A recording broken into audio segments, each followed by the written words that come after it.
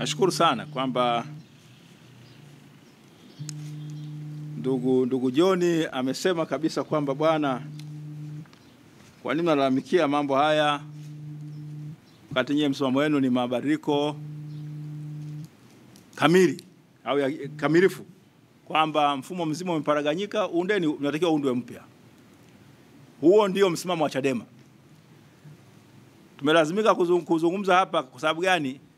Alichokifanya Kairima kwa niaba ya ile inaitwa kwamba Tume Huru ya Taifa ya Uchaguzi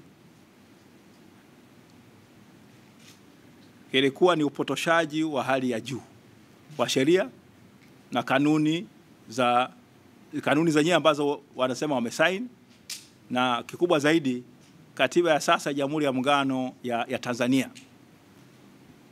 Sifa za chama za kugombea kushiriki zimeainishwa na katiba. Sifa ya wagombea kugombea zimeainishwa na katiba, na masharti ya maadili si miongoni mwa masharti kutokusaini maadili ya uchaguzi si sababu imetajwa na katiba ambayo bunge lilipewa mamlaka ya kuitungia sheria, na kwa maana hiyo kupoka haki ya vyama vya siasa na wanachama wao au ugombea wao kushiriki. Kwa hiyo tuliona kama ni upotoshaji, ni propaganda mbaya, lakini bahati mbaya imefanywa na tume, na ilikuwa inalenga kuwadhoofisha, kuwanyong'onyesha wanachama wa Chama cha Demokrasia na Maendeleo pamoja na washabiki wao na wapenzi wao ambao wanaamini katika chama hiki kwamba ndicho ambacho kitaifanya nchi hii iondokane na umaskini na kila aina ya kudharaulika ambayo nchi yetu inafanyiwa hivi sasa, licha kwamba imekuwa ni nchi ambayo imekuwa huru kwa zaidi ya miaka 64, lakini ina hali mbaya sana. Heshima yake sio kubwa. Tumekuwa wataalamu saizi, utaalamu uliopo saizi serikalini, wewe ni namna gani tutaenda kuwa ombaomba mkubwa. Sasa hiyo ndio CCM imetufikisha hapo, na hatuwezi kuendelea kuwa na nchi ambayo imeporomoshwa chini namna hiyo, wakati ni nchi ambayo ina rasilimali nyingi sana za kuweza kufanya maisha ya Watanzania yaweze kuwa bora zaidi, na nchi hii iweze kuwa nchi ya maziwa na asali, kwa maana halisi ya maneno hayo. Huwezi kuwa na Tanzanite ukaendelea kuwa maskini. Huwezi kuwa na maziwa matatu makubwa katika bara la Afrika ukaendelea kuwa maskini. Huwezi kuwa na bandari na bahari zote ukaendelea kuwa maskini, lakini sisi tumefanikiwa kuzigawa zote na kuwapatia watu wa nje, na sisi kuendelea kutopea umaskini, na tunageuzwa kuwa akina Somali kwa mtemo akina Matonya, kwa maana katika kufunga na kufungua, alama za kufunga na kufungua usemi, tumekuwa Matonya wa hali ya juu. Hiyo ndio sisi imetufikisha hapo. Sasa tumekataa.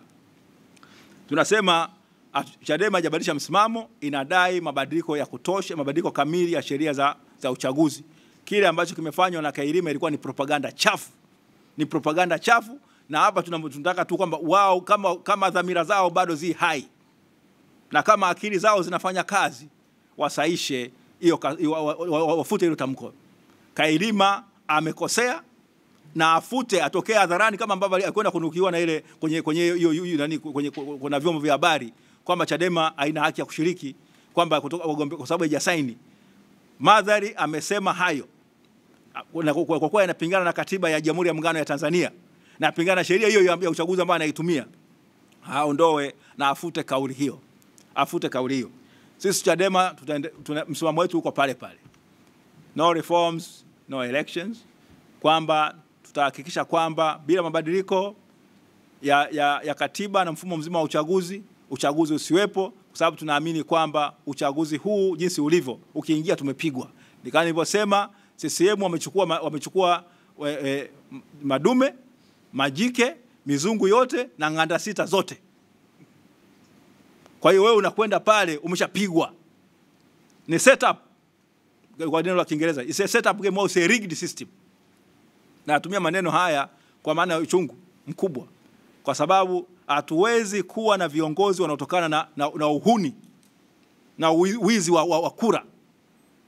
Mwalimu Nyerere alisema, wengine wamesema, na sisi tunasema kwamba hatuwezi kuwa na mfumo wa ujanja. Tunataka viongozi wetu watokane na maamuzi ya Watanzania. Ule uamuzi wa Watanzania wa kumchagua fulani na fulani ndio awe kiongozi wake, basi au kiongozi wao, ndivyo inavyotakiwa kuheshimiwa. Si ujanja wa kwamba utajichagulia mwenyekiti wa tume ya uchaguzi, makamu wa tume ya uchaguzi, makamishna wote wa tume ya uchaguzi na wakurugenzi wote wasimamie uchaguzi. Haikubaliki. Naambia Samia kama ana dhamira safi, naambia CCM kama ina dhamira safi bado, kama kuna chembe ya usafi na dhamira katika mioyo yao, waweze kuruhusu mabadiliko yafanyike, ili mwisho wa siku, kwa sababu mwisho wa siku wao ni Watanzania na sisi ni Watanzania, tuchague watu, wapatie Watanzania haki yao ya kuchagua viongozi wao, ili tuwafanye watoto wetu, wajukuu zetu wawe na maisha bora zaidi. Sisi tunataka tuwawekee msingi watoto na wajukuu zetu, msingi mzuri ambao utawafanya kwamba waishi katika nchi ya kweli, yenye demokrasia ya kweli ya vyama vingi. Na kwenda swala lingine. Unasema nikaulizwa kwamba na bwana Boniface, wale watumishi waandamizi, ndio watumishi waandamizi kwa jinsi walivyotunga hii sheria, kwa sababu mahakama ya rufaa mwisho wa siku ilisema wakurugenzi wanaweza wakasimamia. Neno wakurugenzi, watumishi waandamizi linajumuisha na hao wakurugenzi wa wilaya, wa manispaa na nini. Kwa hiyo ni mfumo ambao bado ni ule unahakikisha kama CCM inaendelea. Sisi Chadema inasema tume huru ya uchaguzi ni ile ambayo watu wote wanaiongoza wanatokana na kuomba, wanasaidiwa na watu ambao wako huru, wanachaguliwa. Uongozi wote, tume inaajiri wafanyakazi wake yenyewe, ni ndio ambaye ina jukumu la mwisho la kuamua nini, la kusimamia ule uchaguzi pale. Hakutakuwa na mtu wa usalama wa taifa, hakutakuwa na polisi. Kama polisi akija atafanya kazi chini ya maagizo ya tume, na kwamba vyama vyote vitakuwa na uhakika kwamba walioko pale ndio ambao wanatakiwa kusimamia uchaguzi, na hakutakuwa na kuingiza kura za uongo. Na kingine kubwa Chadema inakitaka, jukumu la kuthibitisha kwamba uchaguzi ulikuwa huru na wa haki, si la mgombea au kwamba aliibiwa. Jukumu la kuthibitisha kwamba uchaguzi ulikuwa huru na wa haki ni la Tume ya Taifa ya Uchaguzi. Kwa hiyo unapotokea uchaguzi umefanyika na kuna mgogoro wa uchaguzi au kwamba kuna kesi mahakamani, tume itashtakiwa na ndiyo ambayo itabidi ithibitishe mahakamani kwamba uchaguzi uliosimamia ulikuwa huru na wa haki. Ni tofauti na sasa ambao unasikia kwamba wewe ambaye umeshindwa, ambao unadaiwa kwamba umeshindwa, ndio ambaye unatakiwa kuthibitisha kwamba uliibiwa namna gani, wakati nyaraka zote wewe wanazo wao. Wale wenye nyaraka zote na ambao walisimamia ule mfumo ndio watakuwa na jukumu la kuthibitisha kwamba kura zilikuwa huru na za haki. Angalia tulivyofanya, hivi ndio kura zilivyopatikana, ni hizi hapa, hivi ndio ambavyo zilivyohesabiwa na huyu alipata hizi. Kwa hiyo yale mambo sio ya kuchoma kura hayata kuwepo. Yatabidi kwamba wathibitishe kwamba waliongoza uchaguzi kwa namna inayotakikana.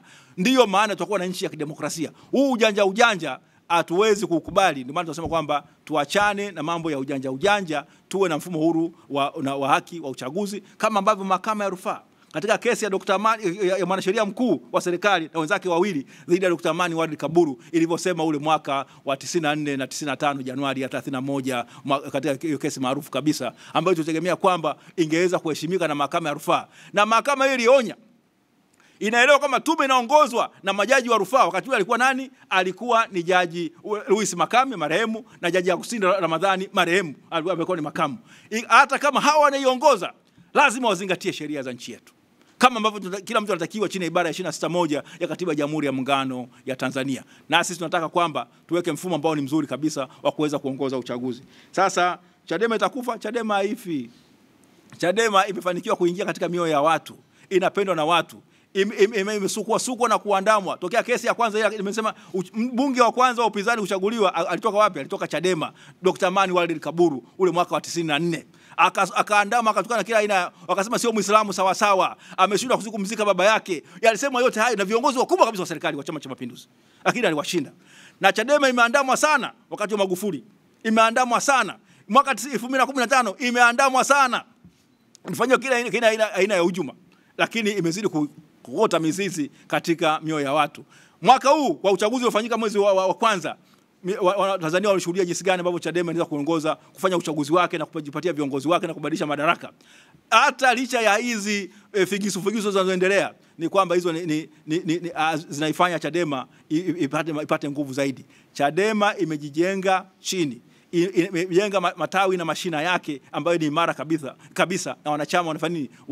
Wanaipenda, wananchi wanaipenda, na kila ndio maana ukitokea jambo la Chadema wanataka kulisikia na kulifuata. Mwenyekiti wao yuko ndani hivi sasa, wanachama wanapambana kuhakikisha kwamba mwisho wa siku mwenyekiti wao atatoka na atashinda hiyo kesi, na kwamba wao watasimama pamoja na yeye katu kama hawatamwacha mwenyekiti wao. Kwa hiyo mapenzi yao ni makubwa sana. Asante sana.